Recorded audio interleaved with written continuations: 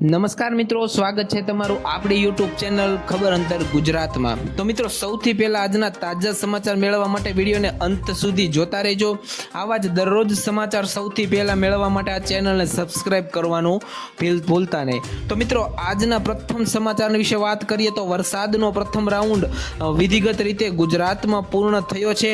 જ્યાં મિત્રો આજના મહત્વપૂર્ણ સમાચારની વાત કરીએ તો એવી માહિતી મળી રહી છે કે હવામાન વિભાગે ગુજરાતમાં વરસાદ ને લઈને નવી આગાહી વ્યક્ત કરી છે।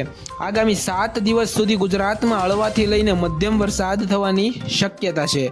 જો કે ખાસ કરીને તમને જણાવી દઈએ કે પહેલો રાઉન્ડ છે તે મિત્રો હવે પૂર્ણ થવા ઉપર આવી ગયો છે, કારણ કે વરસાદના પહેલા રાઉન્ડની આગાહી આપવામાં આવી હતી 13 થી 19 તારીખ વચ્ચેનો રાઉન્ડ હતો। તે મિત્રો સમાચાર આવી રહ્યા છે કે આગામી 7 દિવસ સુધી છૂટા છવાયા મધ્યમથી હળવો વરસાદ જોવા મળી શકે છે। એમાં પણ આવતા 2 દિવસ એટલે કે 48 કલાક દરમિયાન ગુજરાતમાં વરસાદનો જોરથી પવન ફૂંકાવાની સંભાવના રહેલી છે। ત્યારબાદ ધીમે ધીમે મિત્રો બીજા રાઉન્ડની શરૂઆત છે તે 25 જૂન આસપાસ થાય એવું લાગી રહ્યું છે તેવું હવામાન નિષ્ણાંત જણાવી રહ્યા છે। તો મિત્રો વરસાદમાં અત્યારે બ્રેક આવી રહ્યો છે એનો મતલબ એવું નથી કે મિત્રો વરસાદ બંધ થઈ જશે, પરંતુ જે સ્પીડે અને તીવ્રતા સાથે છેલ્લા 5 દિવસથી નોંધાયો છે તેમાં થોડો ઘણો ઘટાડો થયો છે। છતાં પણ મિત્રો માછીમારોને છે તે દરિયો ન ખેડવાની સૂચના આપવામાં આવી છે। વરસાદની સંભાવનાને પગલે મિત્રો હવામાન વિભાગે આગામી 5 દિવસ માટે માછીમારોને દરિયો ન ખેડવા માટે સૂચના આપવામાં આવી છે, જે દરેક માછીમારોને સૂચના અપાઈ ગઈ છે, જે સંભવિત ખરાબ હવામાનથી સુરક્ષિત કરવા માટે કરવામાં આવ્યું છે અને હવામાન વિભાગે સુરક્ષા માટે તમામ પગલાં લેવાનું ચાલુ કરી દીધું છે। મિત્રો ખાસ કરીને કોઈ દુર્ઘટના ન બને તેના કારણે વરસાદ છે તે આગામી બીજો રાઉન્ડ 25 જૂન આસપાસ શરૂ થશે। તેની સાથે મિત્રો આજથી લઈને આગામી 2 દિવસની અંદર વરસાદનું જોર છે તે હવે ઘટશે એવું લાગી રહ્યું છે। ત્યાર પછી મહત્વના સમાચાર વિશે જોઈએ તો મહામંદીના એંધાણ દેખાઈ રહ્યા છે। વિશ્વભરની અંદર ઘણા બધા દેશો યુદ્ધમાં પડ્યા છે। મોટા સમાચાર મિત્રો ખાસ કરીને એવા મળી રહ્યા છે કે ઈરાન અને ઇઝરાયલ વચ્ચે ચાલી રહેલું યુદ્ધ હવે મોટો આકાર લેતું જોવા મળ્યું છે, કારણ કે મોટા મોટા દેશો હવે આની અંદર સામેલ થવા લાગ્યા છે। અમેરિકાથી લઈને ચાઇના, રશિયા, ભારત જેવા મોટા મોટા દેશોએ જેના જે ખાસ કરીને મિત્ર દેશો છે તે યુદ્ધ અંગે મોટી મોટી જાહેરાતો કરી દીધી છે।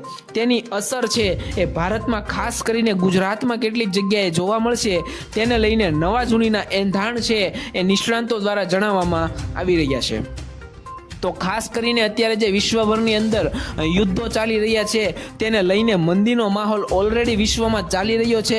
ખાસ કરીને ભારતમાં તેની વચ્ચે અત્યારે જે નવું યુદ્ધ શરૂ થયું છે ઈરાન અને ઇઝરાયલનું, તેની વચ્ચે ક્યાં ક્યાં ઉદ્યોગોને યુદ્ધની અસર થશે તેના વિશે વાત કરીએ તો ગુજરાતની અંદર ઈરાન અને ઇઝરાયલના યુદ્ધની મિત્રો જે વાત ચાલી રહી છે તેના કારણે ક્રૂડ ઓઇલના ભાવમાં વધારો થતાં ઉદ્યોગો ઉપર તેની આર્થિક સંકટ પડી શકે છે। પેટ્રોલ કે કોઈ પણ ઓટોમોબાઈલ કે પ્લાસ્ટિકની વસ્તુઓ, કેમિકલની વસ્તુઓ અને મિત્રો પેન્ટ માટે રંગ છે, આ બધા ઉદ્યોગ સામે મિત્રો નવા પડકાર આવી શકે છે। આનાથી શું થશે મિત્રો તો કે ભારતનું અર્થતંત્ર છે એ ઓઇલની આયાત ઉપર આધારિત છે। ઈરાન અને ઇઝરાયલ વચ્ચે મિત્રો જે યુદ્ધ ચાલી રહ્યું છે બને તો આગામી દિવસોમાં ક્રૂડ ઓઇલના ભાવમાં જંગી વધારો થાય તેવી શક્યતા રહેલી છે, અને ક્રૂડ ઓઇલના જો જંગી ભારતમાં વધારો થશે તો પેટ્રોલથી માંડીને ડીઝલથી લઈને તમામ વસ્તુ જો છે એમાં ભાવમાં વધારો થઈ શકે છે। યુદ્ધના કારણે ભારતમાં ઓઇલ અને ગેસના પુરવઠામાં પણ અસર પડી શકે છે। ભારતમાં 40% ઓઇલ છે, ગેસ છે તે આખાતના દરિયામાંથી આવે છે। આ યુદ્ધને પગલે આ રોટ ઉપરથી અસર પડી શકે છે। આ બધી વસ્તુઓ ભાવો વધી શકે છે। પહેલેથી જે મંદી ચાલી રહી છે કારણ કે આયાત નિકાસમાં ફરક પડતો હોય છે, યુદ્ધને કારણે તેને કારણે મંદીની અંદર વધારો થાય તેવી શક્યતા રહેલી છે, કારણ કે યુદ્ધ છે તે આગળના લેવલે પહોંચી ગયું છે। તો મિત્રો ત્યાર પછીના મહત્વના સમાચાર જોઈ લે તો ખાસ કરીને ખેડૂતોએ નુકસાનીની માંગ કરી છે। જ્યાં મિત્રો મોટા સમાચાર સામે આવી રહ્યા છે કે વરસાદનો પહેલો રાઉન્ડ પૂરો થયો છે, પરંતુ આ પહેલા રાઉન્ડની અંદર ખેડૂતોએ ભારે નુકસાન વેઠ્યું છે। તેને લઈને સરકાર પાસે મિત્રો ખેડૂતોએ જે માંગણી કરી છે, સહાયની માંગણી કરી છે, કારણ કે મિત્રો તમને જણાવી દઉં કે આ પહેલા રાઉન્ડની અંદર 15 થી 16 ઇંચનો વરસાદ સૌરાષ્ટ્રની અંદર નોંધાઈ ગયો છે.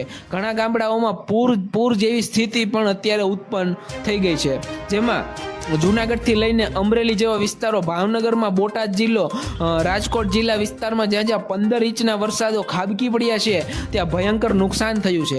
તેને લઈને ખેડૂતોએ છે તે મિત્રો માંગણી કરી છે સરકાર પાસે એક સહાયની.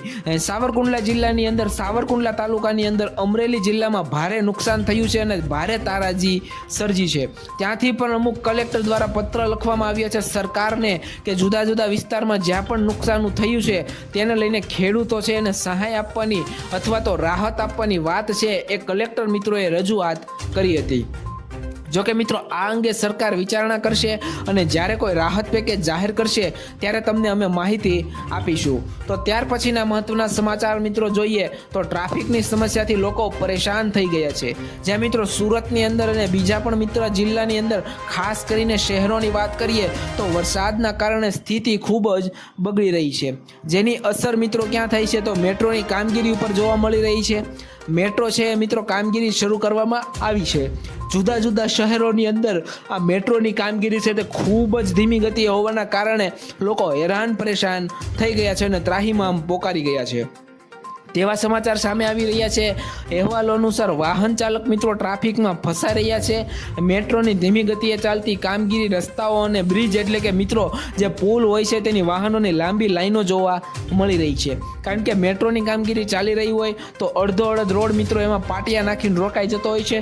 બાકીના રોડમાં મિત્રો ખાડા હોવાના કારણે, વરસાદના કારણે અમુક જગ્યાએ પાણી ભરાઈ જતું હોય છે. અમુક રસ્તાઓ ખાબડ ખુબડવાળા હોય છે તો અમુક રસ્તાઓ તૂટી ગયા હોય છે, જેના કારણે ટ્રાફિકમાં લોકો ફસાઈ રહ્યા છે.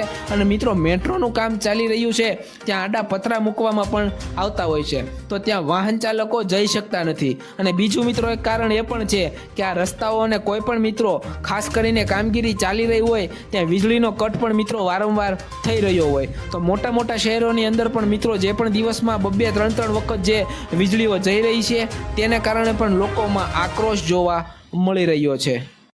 ત્યાર પછી મિત્રો મહત્વના સમાચાર સામે આવી રહ્યા છે કે ગુજરાતના ખેડૂતો માટે મુખ્યમંત્રી ભૂપેન્દ્ર પટેલે કરી છે મોટી જાહેરાત.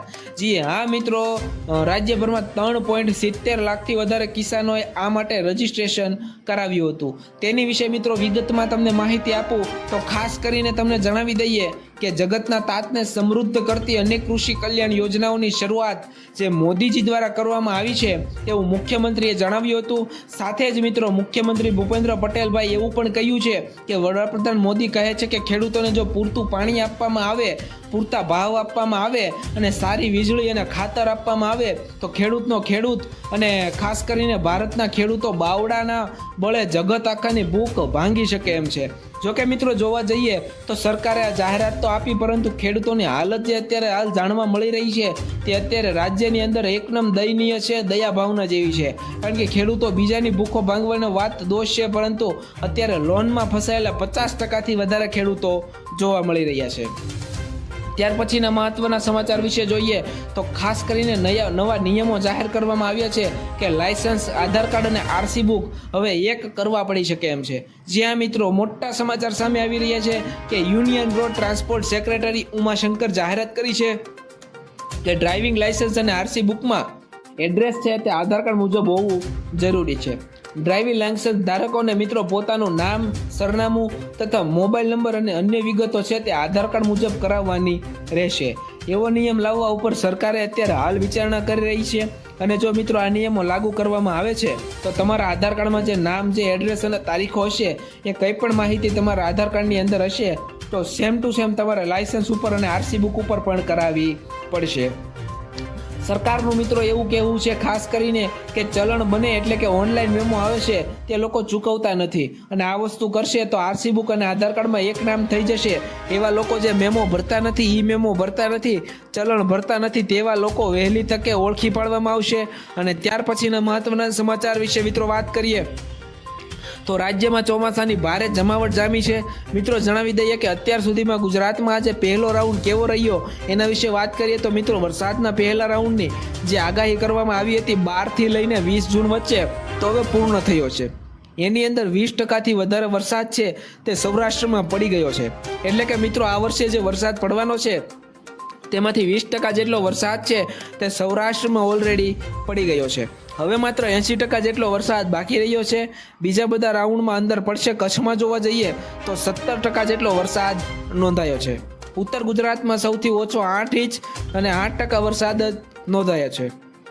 એવું મિત્રો દર વર્ષે જોવા મળતું હોય છે. ઉત્તર ગુજરાતમાં બીજો અને ત્રીજા રાઉન્ડની સૌથી ખતરનાક હોય છે. એટલે કે જે નેક્સ્ટ રાઉન્ડ આવી રહ્યો છે, જે રાઉન્ડ 25 જૂન આસપાસ ઉત્તર ગુજરાત માટે અતિ ભારે રહેવાનો છે. તેની સાથે મિત્રો જોવા જઈએ તો ખાસ કરીને ટોટલ મિત્રો જોઈ લે તો સારી કક્ષાનો વરસાદ થયો છે. ભાવનગરમાં સૌથી વધુ 2308 લોકોના સ્થળાંતરો કરવા પડ્યા છે. ખાસ કરીને વરસાદને લઈને સુરેન્દ્રનગર, બોટાદ, અમરેલી આ 228 જેટલા વધારે લોકોનું મિત્રોનું રેસ્ક્યુ કરવું પડ્યું હતું. કારણ કે આ બધા લોકો છે મિત્રો ખાસ કરીને અહીં ફસાયેલા જોવા મળ્યા હતા. એટલી હદે મિત્રો વરસાદ પડ્યો હતો કે પહેલા રાઉન્ડમાં જ ગુજરાતમાં 15 ઇંચનો વરસાદ નોંધાયો.